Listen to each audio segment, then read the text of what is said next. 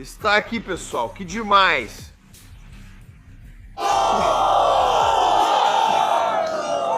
Vamos levar isso para a casa do Drake. Iceman, 15 de maio.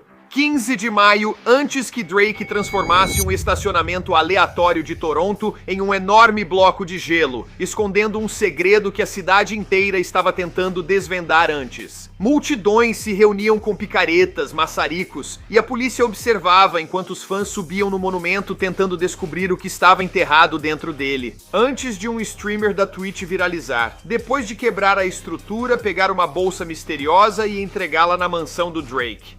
Antes do lançamento do Iceman do Drake receber elogios de toda a indústria do entretenimento, incluindo o próprio visionário artístico conhecido como Steiny. Sério, o Steiny me zoou mesmo. Pensei, se fosse no ensino médio eu te enfrentava na frente de todos, mas não estamos aqui para falar dele. Estamos aqui para falar sobre Drake, que prepara um dos lançamentos de álbum mais inusitados da carreira. Agora, Drake. Ele não só criava suspense sobre o álbum, mas montava uma campanha de lançamento que parecia uma operação de verdade. E para entender como tudo isso aconteceu, nós realmente localizamos a verdadeira empresa de Toronto que está no centro de tudo. Isso mesmo, o próprio Iceman. Agora, essa é uma empresa que fornece gelo por toda a cidade há décadas, e de alguma forma eles acabaram se tornando a espinha dorsal de toda essa campanha. Para ser justo, o logo é incrível. Drake retorna com o que parece ser seu 9º álbum de estúdio, Iceman. Em vez de um lançamento tradicional com entrevistas e coletivas, ele fez parceria com uma empresa real.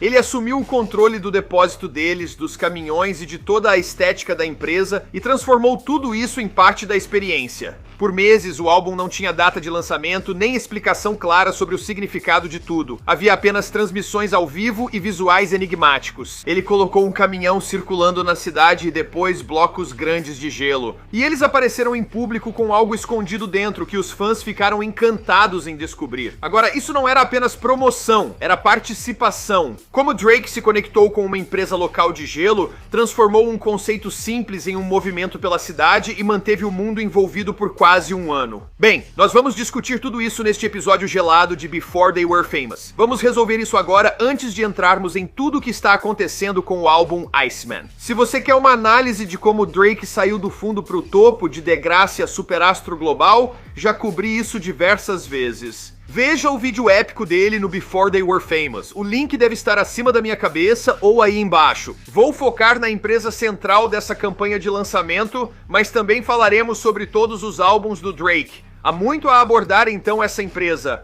Iceman. Se você é da GTA, a região metropolitana de Toronto, sem dúvida já viu isso ao longo da sua vida. Agora, Drake. Ele fez uma parceria com eles para os visuais, o marketing e todo o conceito por trás desse álbum. Eles não só colaboraram, mas entregaram a ele as chaves do depósito e dos caminhões, integrando a operação real à campanha. Iceman existe desde 1987, fundada pelo CEO John Silva. Agora, a sede fica na 783 Adelaide Street West, bem no centro de Toronto, não muito longe de onde eu já filmei antes. Eles ficaram famosos por 10 anos, começando como uma seção em uma loja de conveniência. Ela se tornou uma das maiores fornecedoras de gelo do Canadá, oferecendo esculturas de gelo, gelo embalado, gelo seco e máquinas industriais. Eles criaram uma grande operação por décadas, tornando a colaboração autêntica para a cidade. Agora vamos falar sobre o álbum. Iceman seria o 9º álbum de estúdio de Drake após Take Me Later, 2010, e Take Care, 2011, Nothing Was The Same em 2013, Views em 2016, Scorpion em 2018, Certified Lover Boy em 2021,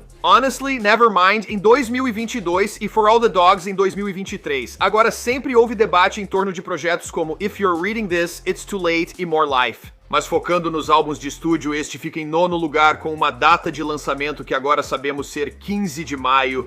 Neste ponto da carreira, Drake já mostrou que sabe criar expectativa, como fez com Views. Ele fez de Toronto o foco do Scorpion, espalhou outdoors pelo mundo e também para o Certified Lover Boy. Bem, ele apostou na cultura da internet com a campanha viral dos emojis, mas com Iceman levou as coisas para outro caminho. Agora, em 10 de junho de 2025, quase um ano atrás, ele lançou o episódio 1 de Iceman através de uma transmissão ao vivo e os fãs, bem, eles ficaram ligados desde o começo. Agora, durante a transmissão, ele estreou What Did I Miss?, uma faixa que rapidamente alcançou dezenas de milhões de visualizações e deu início ao que se tornaria meses de especulação nessa transmissão ao vivo. Ele foi visto dirigindo por Toronto em um caminhão do Homem de Gelo com telefone misterioso e site, tornando a cidade parte da campanha de lançamento. Não havia data oficial de lançamento, divulgação tradicional ou explicação clara do que viria a seguir, mas em vez de anunciar um álbum, Drake fez de toda a campanha de lançamento um mistério e deixou o mundo curioso por quase 10 meses.